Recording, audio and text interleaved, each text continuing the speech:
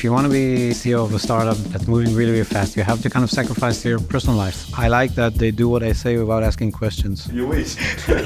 That means you see your kids less, you are busy thinking about work even when you're home. We don't do anything together, we just try to survive. Oh, no, that's so crazy. Every 3 seconds, someone buys a ticket on one of Travelier's platforms. He's always working. Like, even when he's not working, he's working. Like, he's working here. We position ourselves as the biggest ground and sea transportation platform in the world. This is currently the largest untapped sector in the travel industry. You sometimes have to work on weekends, you have to be away from home. I work most of the time. אם אתה לא מרגיש שיש לחץ לסיים משהו, החברה לא תזוז בקצב שאתה רוצה. I'm not complaining, by the way. I like my life, I'm enjoying it. I love what I'm doing.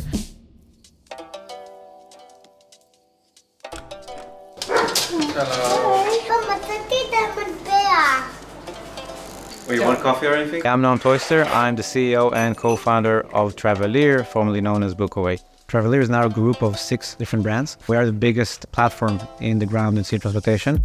Okay, welcome. This whole place is the meeting area. This is, by the way, where we do the all hands. So these are the different rooms. We named them after things that make you think about travel. The experience of traveling is something that you actually experience from looking outside from the inside. And so that the entire kind of branding is around that. I grew up in Travelier, Zion, which is near Jerusalem.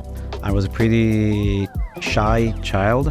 Both my parents were teachers most of their lives. Entrepreneurship was not a thing in our house ever. Here we got the Travelier Connect. That's the department that centralizes a lot of the tech on the different companies, mostly developers, so don't talk to them. I was actually the worst student of all of my family. For me, it was kind of a good experience because I just failed. And then I take the test again and you get an 80 or a 90, and that's it. Made me a little bit more resilient, I think, later on for a lot of things that I failed in my life. And that's my room, which is the smallest room. I told him I don't care. I like the office anyway. Just get me a couch. I didn't get a couch.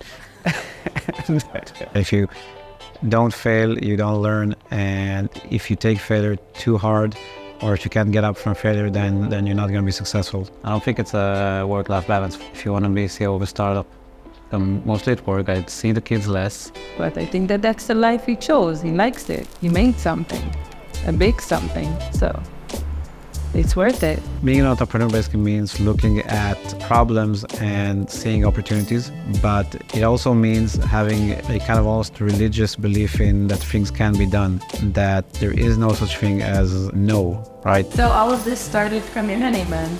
Yeah. Most people tend to ignore problems, and I can't usually do that. That's Manawi. That's like the place that I was trying to get to with the bus, and we couldn't get a bus ticket. Then we came back to Israel, and that was like the first ticket that we sold to Manila to Manawi. That's the picture that started it all? Yeah, I guess. I have like no gray hair.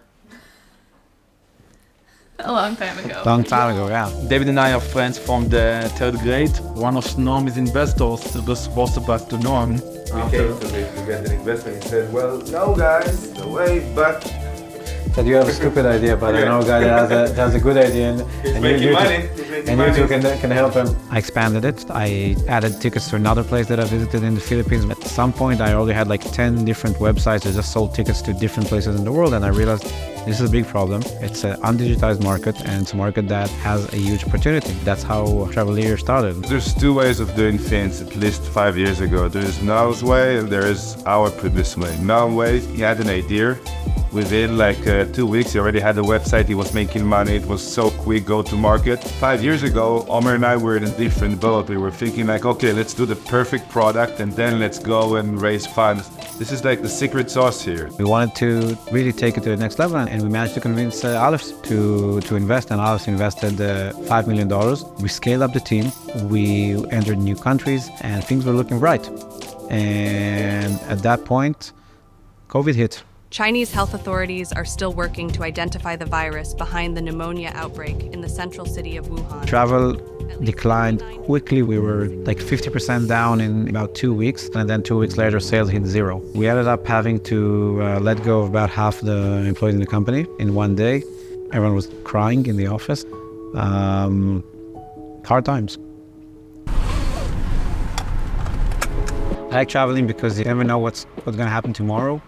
You can plan ahead, but like that, the nice thing about traveling is that it always surprises you, and it's a little bit like building a startup because you can kind of try to figure out what you want to do, but in the end, if you're not comfortable with uncertainty and being surprised for what happens, then you're not going to make it. What we ended up doing is looking around saying, it's raining, everybody's getting wet. We're sure our competitors are in the same situation, and that could be an opportunity. Maybe if we manage to merge the different companies that compete with us and buy out different competitors, then we actually manage to create the biggest ground transportation company in the world post-COVID. The thing is, you still need money to do that. We exist for like 5 years, but we've experienced things that other companies took 15 or 20 years to do. I actually went out to Aleph and I told them, if you give us $10 million, we can buy this company, probably this company as well. And at that point, they thought about it and they came back and they said, buying one small company is not going to make you huge. We can do $20 million. We ended up going out for a round and finding investors that believed in the travel industry even during COVID. And we raised $35 million and we ended up buying 4 different companies and merging them into Travelier. None of us would have been here without you guys. So thank you very much for that. Why didn't we give up during COVID? I don't think it was ever an option. Here's for the next 5 years. The business today is 30x of what it was pre-COVID. We are 500 people globally. We're serving today almost 10 million customers that use our products every year, and we keep growing at an amazing pace. And Travelier will be the top of mind for transportation. It actually probably is today, maybe, is it? I'm very much proud of him. He did something very big. Like other than these two. Something else. No matter what will be the outcome, I think it's one of the best decisions we made in our life, I think. Noam Toister.